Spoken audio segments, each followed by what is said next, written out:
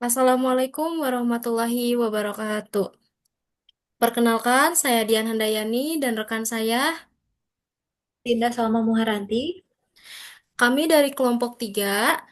Pada kesempatan kali ini, kami akan mempresentasikan pembahasan pada jurnal penentuan produk olahan apel unggulan menggunakan teknik Fuzzy non-numerik dan analisis struktur serta pola pembinaan kelembagaannya. Adapun alur presentasi kami mencakup pendahuluan, yaitu latar belakang dan tujuan penelitian, kemudian metode penelitian, hasil, studi kasus, pembahasan, kesimpulan, dan saran. Selanjutnya, untuk latar belakang dan tujuan penelitian akan dilanjutkan oleh rekan saya, Linda. Kepada Linda, saya Baik, terima persilakan. kasih kepada Dian. Baik, terima kasih kepada Dian. Selanjutnya, saya akan menjelaskan bagian pendahuluan yang terdiri dari latar belakang dan tujuan penelitian. Latar belakang, hortikultura merupakan komoditas potensial untuk dikembangkan dalam sistem agribisnis dan agroindustri karena mempunyai keterkaitan yang kuat dari hulu maupun ke hilir. Komoditas buah, sayur, dan bunga potong mempunyai potensi untuk dikembangkan karena permintaan cenderung meningkat.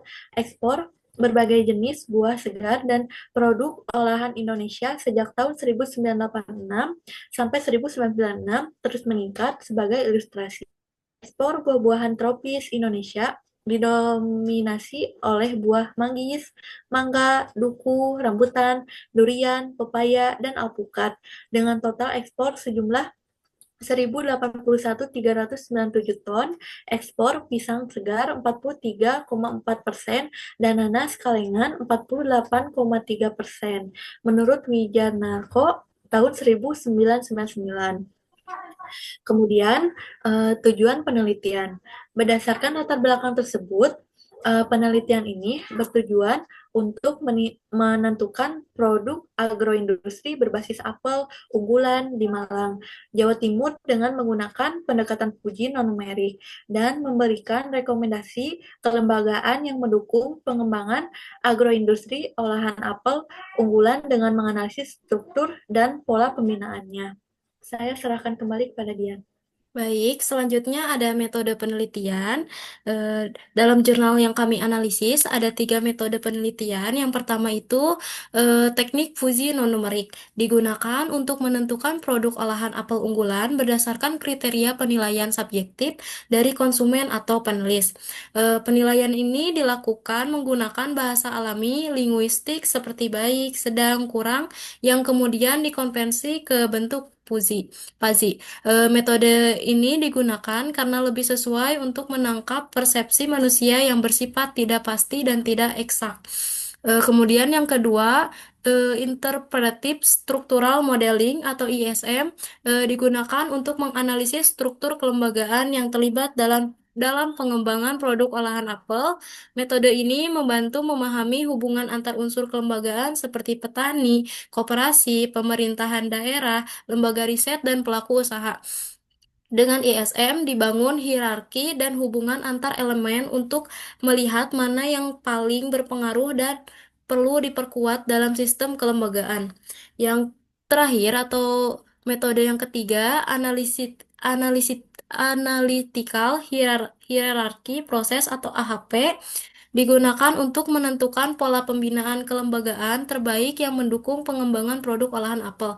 AHP dilakukan dengan menyusun hierarki tujuan, kriteria, dan alternatif pola pembinaan. Kemudian, dilakukan pembobotan dan perbandingan berpasangan. Hasil, hasil analisis menunjukkan bahwa model kemitraan merupakan pola pembinaan terbaik dengan bobot tertinggi yakni 46%. Tapi di sini kami fokus pada penjelasan metode Fuzzy non-numerik saja. Yang selanjutnya ada studi kasus yang akan disampaikan oleh Linda. Selanjutnya, ada studi kasus.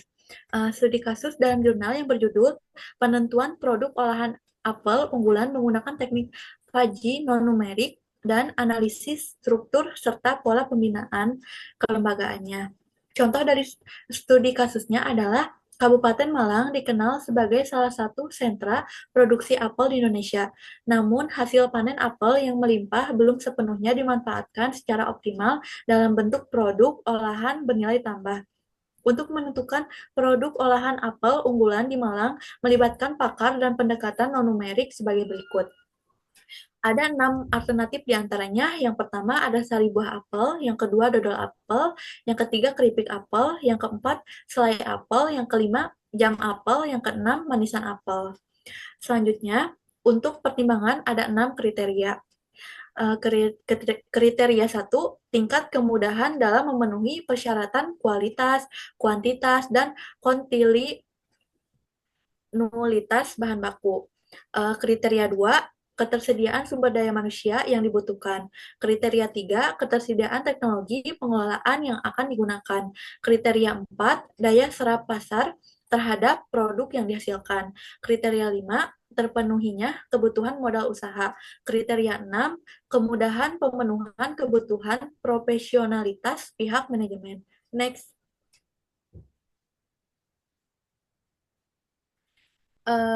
Dalam studi kasus ini harus ditentukan 5 skala penilaiannya. Ada 5 skala penilaiannya. Yang pertama ada ST sangat tinggi, M sedang, SR sangat rendah, T tinggi, dan S rendah. Kemudian ada beberapa tingkat kepentingan tiap kriteria. Yang pertama F1 sama dengan ST, artinya kriteria 1 dinilai sangat penting. Yang kedua, F2 sama dengan M, artinya kriteria 2 dinilai sangat cukup penting atau sedang. Yang ketiga, F3 sama dengan ST, artinya kriteria 3 dinilai sangat penting. Yang keempat, F4 sama dengan ST, artinya kriteria 4 dinilai sangat penting. Yang ke F5 sama anaknya. Yang keenam, F6 sama dengan SR, kriteria 6 dinilai sangat rendah kepentingannya. Next. Selanjutnya, Silakan kembali pada Dian. Selanjutnya, ada penentuan bobot kriteria, yaitu eh, 0,0920 sampai 0,1178.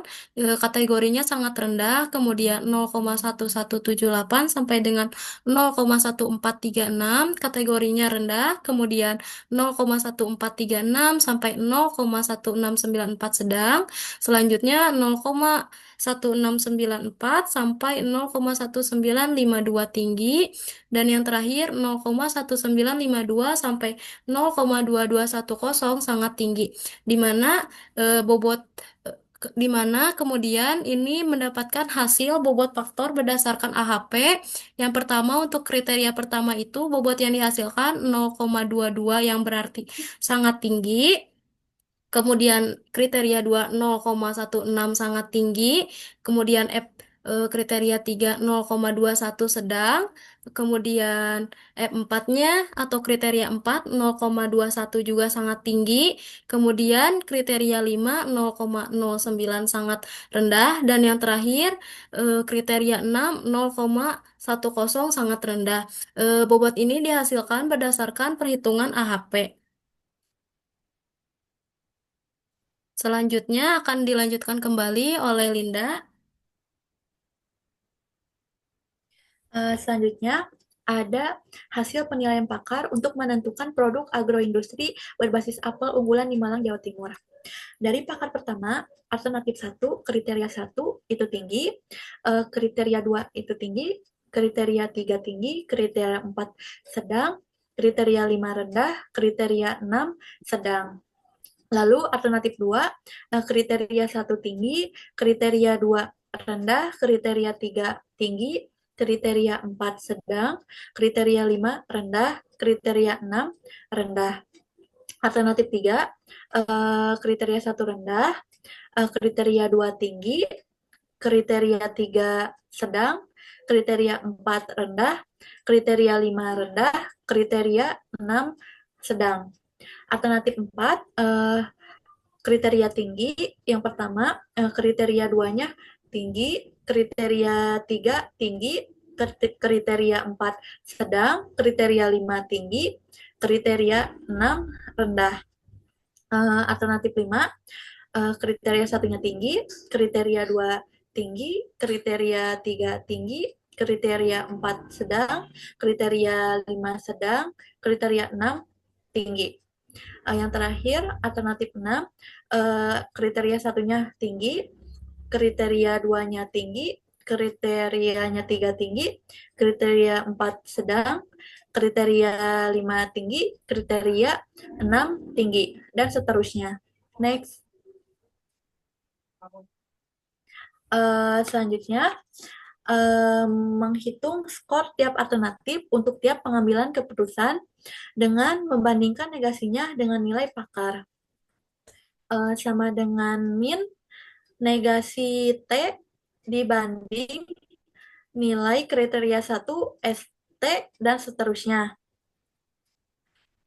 Di mana negasi T sama dengan R. Kemudian kita tulis di bawahnya R dibandingkan dengan ST. Begitupun selanjutnya dari negasi T dan seterusnya. Maka setelah disubstitusikan sama dengan min R dibanding ST, R dibanding M, R dibanding ST, M dibanding ST, T dibanding SR, M dibanding SR. Lalu kita cari nilai maksimumnya, yaitu R banding ST yaitu ST, R banding M yaitu M, R banding ST yaitu ST, M banding ST yaitu ST, T banding SR yaitu T, M banding SR yaitu M. Setelah kita mengetahui nilai maksimumnya, lalu kita cari nilai minimumnya. Dari nilai tersebut, nilai minimumnya yaitu M, yang M. Nah, dengan cara yang sama, maka diperoleh hasil ini. Saya serahkan kembali kepada moderator. Baik, selanjutnya itu menentukan nilai bobot pengambilan keputusan dengan menggunakan rumus Kika sama dengan integer dalam kurung kurawal 1 ditambah dalam kurung K dikali Ki min 1 dibagi R, di mana K-nya ini adalah kriteria, Ki-nya adalah jumlah skala, yaitu jumlah skalanya 5 dan R-nya itu adalah jumlah pakar. Di sini kita ada pakarnya 3. Selanjutnya, kita masukkan ke dalam rumus untuk kriteria satu, yaitu integer 1 ditambah 1 dikali 4. 4 ini adalah hasil Ki min 1, yaitu 5 dikurangi 1 sama dengan 4. Kemudian kita bagi 3 sama dengan skala 2. Nah, skala 2 itu kenapa bisa jadi R? Yaitu kita lihat ke sini. Nah, yang kedua adalah R. Selanjutnya, untuk kriteria 2 sama dengan integer 1 ditambah 2 dikali 4 dibagi 3 sama dengan 4. Kita lihat yang keempatnya T. Kemudian, untuk kriteria 3 itu integer dari 1 ditambah 3 dikali 4 dibagi 3 sama dengan 5, yaitu ST. Selanjutnya, kita melakukan agregasi pendapat pakar menggunakan rumus F dalam kurung VJ sama dengan max max dalam kurung WJ, dan ini tuh tanda V terbalik yang artinya kita bandingkan nilai WJ dengan BJ, di mana kita pilih nilai minimumnya dari dua penilai dari dua nilai di antara WJ dan BJ. Nah, untuk WJ-nya sendiri itu adalah WJ-nya adalah ini. Kita bandingkan dengan hasil pakar tadi yang ini. Kita bandingkan yang pertama WJ-nya R bandingkan dengan M, kemudian T kita bandingkan dengan M, kemudian ST kita bandingkan dengan R. Di sini kan kita mencari nilai minimum yang berarti eh, mencari nilai yang paling kecil, rendah dengan sedang, yang paling kecil rendah, kemudian tinggi dengan sedang, yang paling eh, kecil itu sedang, kemudian sangat tinggi dengan rendah yaitu rendah. Kemudian setelah kita mencari nilai minimum dari nilai ini, kita ambil kembali nilai maksimalnya yaitu rendah dengan rendah dihasilkanlah M. Untuk alternatif 2 juga sama, kita R bandingkan dengan T, kemudian T kita bandingkan dengan T, ST kita bandingkan dengan R. Didapatlah nilai minimumnya yaitu R, T, dan R. Sehingga didapat nilai maksimalnya adalah T.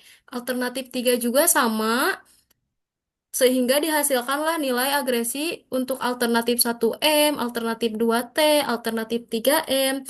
Untuk alternatif 4 sampai dengan 6 juga hasilnya sama yaitu R.